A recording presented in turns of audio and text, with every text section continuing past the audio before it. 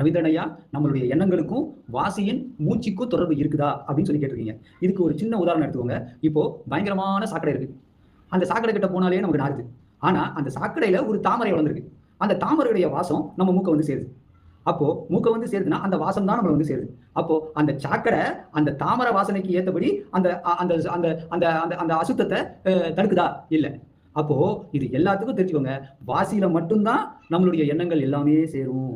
அப்போ வாசியோக பயிற்சி பண்ணும்போது நம்மளுடைய எண்ணங்கள் கட்டுப்படும். எண்ணங்கள் நல்லபடியா கட்டுப்பட்டு ஒரே இடத்துல நிற்கும்.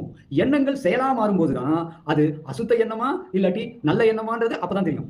எண்ணங்கள் எல்லாம் செயலா மாறணும். செயலா மாறினாதான் அசுத்த எண்ணமா நல்ல எண்ணமான்னு தெரியும். அப்போ வாசியோக பயிற்சி பண்ணி வாசியை கட்டுக்குள்ள அடக்கும்போது எந்த ஒரு அசுத்த எண்ணமும் வெளியில வராது செயலா.